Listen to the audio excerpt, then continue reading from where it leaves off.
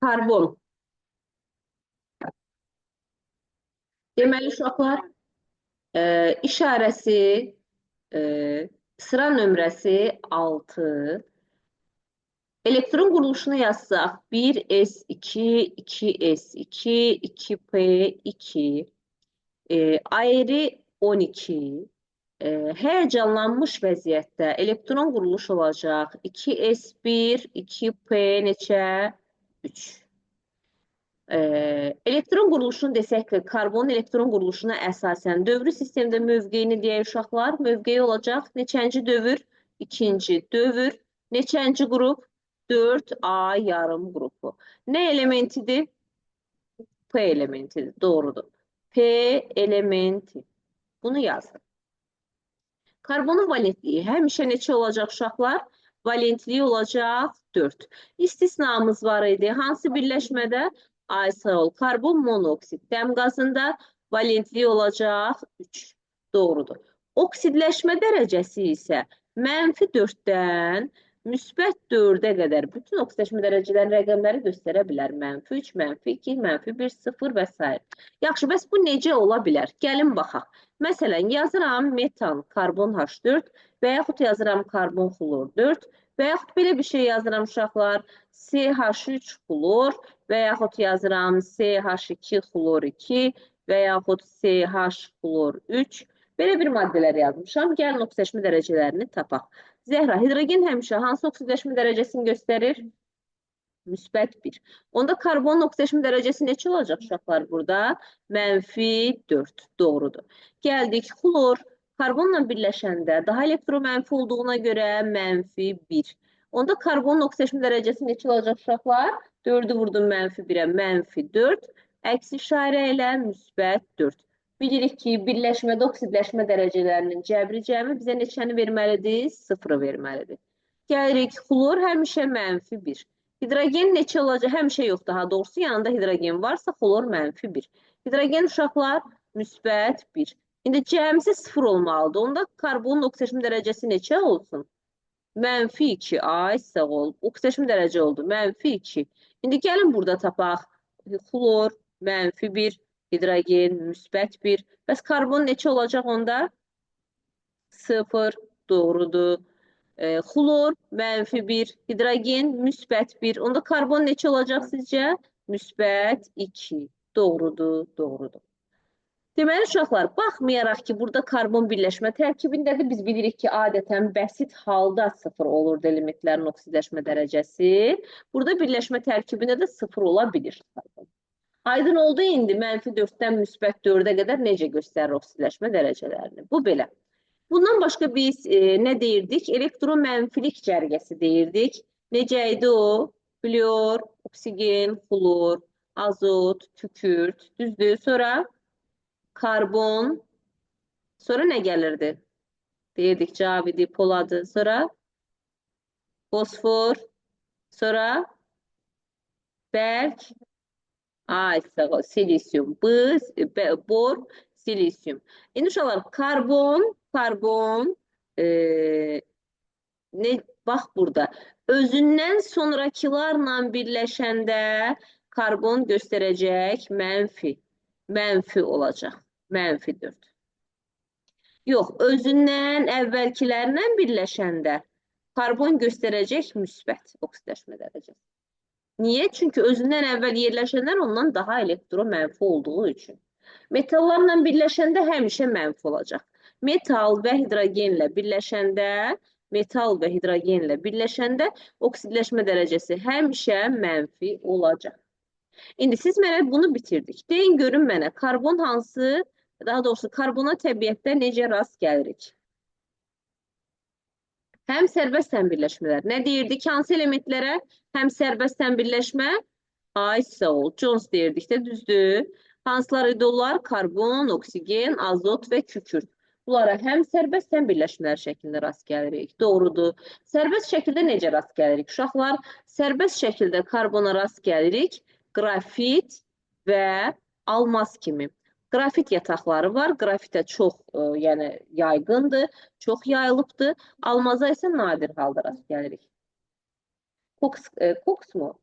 O da karbondur da, amma əsas yəni əsas rast gəlirik qrafit yataqlarında karbona. Deməli uşaqlar, bəs yaxşı, bu sərbəst halda, bəs birləşmələr halında necə rast gəlirik? Birləşmələr halında məsələn, nədir bunun adı? Əhəng daşı, mərmər, təbaşir və yaxud maqnezit mineralı, maqnezium karbon O3, maqnezit mineralı və yaxud uşaqlar kalsium karbonat vurulsun, maqnezium karbonat. Bu oldu nə? Dolomit. Dolomit. Və yaxud karbon qazı halında havada var karbon qazı və yaxud malaxit, malaxitin formulunu yazaq. Kuprium OH2CO3, malaxit. Deməli, biz karbona rast gəlirik birləşmələr halında və sərbəst halda. Yox, o təbiətdə yoxdur. Dəm qazı təbiətdə olsa əgər sərbəst halda, onu zəhərlənər ki, hamı. Çünki dəm qazı rəngsiz, iysiz, havadan nisbətən yüngül olan bir maddədir. Uşaqlar, gəlin görək, bəs biz karbonu necə alarıq? Sərbəst şəkildə tapıldığına görə həmin o yataqlardan müəyyən qədər alınır. Və yaxud uşaqlar həm də metanın tərkibində var karbon. 1000 dərəcədən deməli, 1000 dərəcədən böyük temperaturda buradan alınır karbon və hidrogen. Biz belə də karbonu ala bilərik. Bunu bildik. Bura qədər kiminsə sualı varmı? Sualımız yoxdur. Gəlirik uşaqlar nəyə? Karbonun fiziki xassələrinə. Ümumiyyətlə, karbon aqreqat halı bərk olan qeyri-metaldır. Bərk olan qeyri-metaldır. Karbonun hansı alotropik şəkil dəyişimləri var uşaqlar? Almaz, deməli, sonra deyəcəyik qrafit, füllerin və karbin. Füllerin, karbin. Almazın hibritləşmə vəziyyəti sp3, qrafit və füllerin sp2, karbin isə sp hibritləşmə vəziyyətində olacaq uşaqlar. sp3 hibritləşmə vəziyyətindədirsə, burada bucaq quruluşu 109 dərəcə 28 dəqiqə. Almaz istiliyi və elektriki keçirtmir. Qrafit isə nə edir? Elektriki yaxşı keçirir. Elektrik keçirir. Deməli, almaz elektrik və istiliyi keçirmir. Qrafit isə nə edəcək? Elektriki keçirəcək. Uşaqlar, sonra bunlara biz deyirdik, hansı kristal qəfəsin hansı tipi var idi bunlarda? Hansı kristal? A-stalı. Atom kristal qəfəsinə biz nə deyirdik? Almaz və qrafitdə atom kristal qəfəsi var. Bunu da bildik. İndi gəlin baxaq biz bir də nəyə? Bir də baxaq görək karbon nə ilə reaksiyaya girir, yəni kimyəvi xassələrinə. Nə ilə reaksiyaya girmir? Ümumiyyətlə, indiyənə qədər keçdiklərimizdən bir düşünün görək karbon nə ilə reaksiyaya girmir? Ay sağ ol. Karbon reaksiyaya girmir uşaqlar. Flor, brom, yod. Bunlarla ümumiyyətlə reaksiyaya girməyəcəkdir. Adi şəraitdə fluorla reaksiyaya girər. Məsəl üçün, fluor üstəgəl karbon alınır. Karbon, fluor 4. Deməli, adi şəraitdə fluorla reaksiyaya girdi. Digər maddələrlə də qızdırılma şəraitində reaksiyaya girəcək. Məsəl üçün, karbon üstəgəl kükürt, buradan alınır karbon disulfit. Özdə biz termokimyəvi tənlikləri keçənə deyirdik bu istisna olaraq endotermik reaksiyaydı. Bundan başqa karbon metallarla reaksiyaya girir uşaqlar. Məsələn, karbon üstəgəl deməli nə yazaq? Alüminium. Buradan alınacaq nə? Alüminium 4, karbon 3. Adı olur alüminium karbid. Metallarla birləşəndə oksidləşmə dərəcəsi neçə olacaq? Mənfi neçə? Mənfi 4. Ay sağ ol. Olacaq mənfi 4 oksidləşmə dərəcəsi. Bundan başqa kalsiumla reaksiyaya girər uşaqlar. Buradan alınacaq kalsium karbon 2. İndi kalsium karbidin istisna quruluşu var. Bunu özünüz üçün yenə də qeyd edirsiniz. Bir yerə uşaqlar, kalsium karbid. Kalsium karbiddə oksigenin, daha doğrusu karbonun valenti. Bax, bu kalsium karbiddə. Karbonun valenti olacaq 4. Oksidləşmə dərəcəsi isə uşaqlar, olacaq mənfi 1. Mənfi 1 oksidləşmə dərəcəsi göstərəcək. Çünki kalsium burada. Niyə müsbət yazdıq buna bir dəqiqə? Bunu silək. Kalsium müsbət 2. Karbon isə olacaq -1. Bunu bildik. Bundan başqa uşaqlar, bundan başqa karbon su ilə reaksiyaya girəcək. Karbonun üstə gəldik su. Buradan alınırdı CO plus H2. Hidrogeni keçəndə bunu keçmişdik. Bunun adı nə idi? Su qazı. Doğrudur. Bu qarışımın adı olurdu su qazı. Bundan başqa uşaqlar karbon qatı sulfat turşusu ilə reaksiyaya girirdi. Karbon qatı nitrat turşusu ilə reaksiyaya girirdi. Buradan nə alınırdı? Kim xatırlayır? Gəlin baxaq görək. Qatı sulfatla reaksiyaya girəndə nə alınırdı? CO2, aerosol, SO2, bir də nə uşaqlar? Su. Və qatı nitratla reaksiyaya girəndə nə alınırdı? Yenə karbon qazı, NO2, bir də nə uşaqlar? Su. Ay sağ ol. Bu da oldu nə? Deməli, karbonun turşularla reaksiyası. Başa düşdük bura qədər. Ümid, dinləyirsən? Yaxşı, dəqiq. Yaxşı.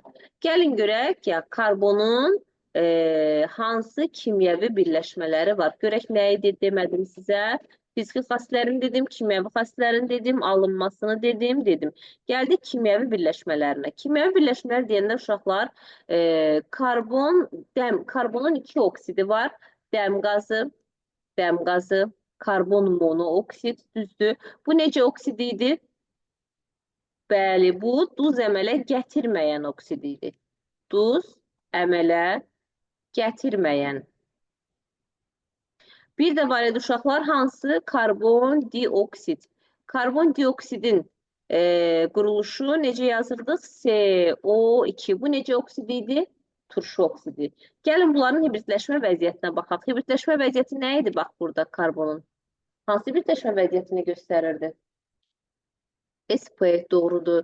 Əgər karbona 2 pi rabitə birləşibsə, bu hansı hibridləşmə idi? SP hibridləşmə. Bəs burada, Məhəmməd, burada hansı hibridləşmə vəziyyəti olacaq? Niyə? Bəli. Niyə? Çünki yenə 2 dənə pi birləşibdir. Burada da SP hibridləşmə vəziyyətində olacaqdır. Doğrudur. Oksidləşmə dərəcələrinə baxsaq, -2, burada neçə? Müsbət 4, burada da -2, müsbət 2. Bunları bildik uşaqlar. Düzdür? Aha, karbon qazı duz əmələ gətirən oksiddir. Hansı turşundan hidridir? Karbonat turşusunun, bəli. Karbonat turşusunun anhidrididir. Bu belə. Uşaqlar, dəm qazının azotla qarışığı generator qazı adlanacaq. Bunu da bir yerə qeyd eləyin. Generator qazı və yaxud özünüz üçün sonra nə edərsiniz? PDF tutarsınız, konspekt hazırlayarsınız. Mən də sizə PDF atacağım. Gəlin baxaq görək, deməli, karbon qazının və yaxud dəm qazının alınması. Karbonun oksigendə yanmasından nə alınacaq? CO2. İndi bu CO2'nin üzərinə yenidən karbon gəlsək, biz buradan alarıq onda 2 mol deməli dəm qazı. 2 mol dəm qazı. Bu belə.